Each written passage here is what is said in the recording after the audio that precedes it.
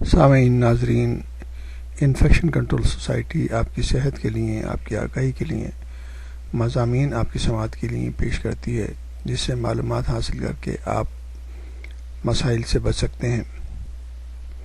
Blood transfusion کے بارے میں ہم آپ کو بتا رہے تھے کہ بلڈ ٹرانسفیوژن جو ہے وہ کس طرح اور کس کے لیے ضروری ہوتا ہے۔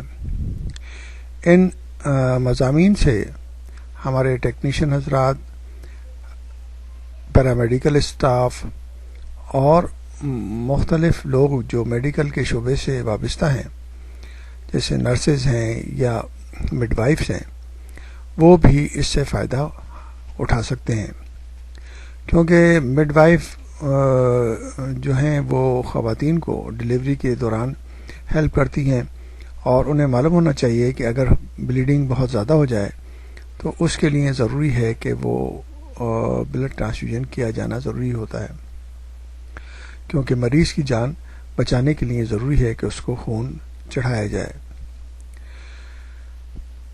پیک ریڈ بلڈ سیلز جو ہیں وہ خاص طور پر ایسی کنڈیشن میں دیے جاتے ہیں جب مریض کا ہیموگلوبن لیول جو ہے 10 گرام پر ڈیسی لیٹر سے کم ہو جائے، یا ہیموکریٹ جو ہے وہ 30% سے نیچے گر جائے۔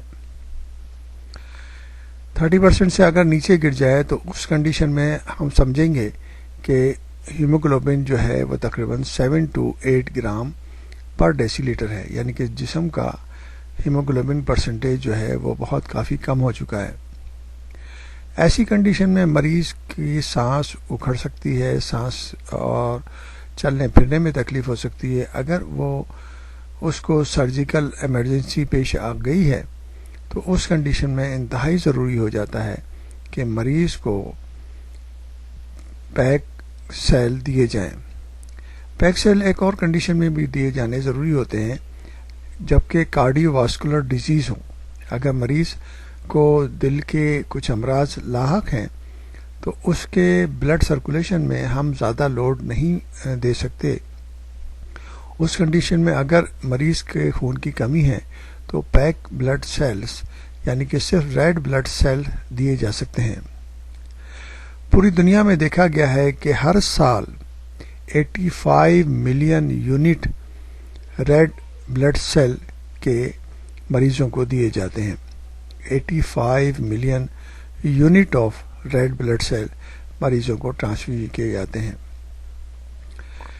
اس کے لیے ضروری ہے کہ اگر مریض کی حالت بہتر ہے اور اگر کارڈیو واسکولر ڈیزیز بھی ہے تو اگر اس کو پیرنٹل آئرن تھراپی دی جائے اور اس سے اس کی خون کی کمی دور ہو جائے تو وہ بہتر ہے۔ لیکن اگر فوری طور پر ضرورت پڑے اور فوری طور پر اس کو خون کی ضرورت پڑے تو پھر یہ ہے کہ red blood cell, packed red blood cell کا ٹرانسفیوژن کیا جاتا ہے۔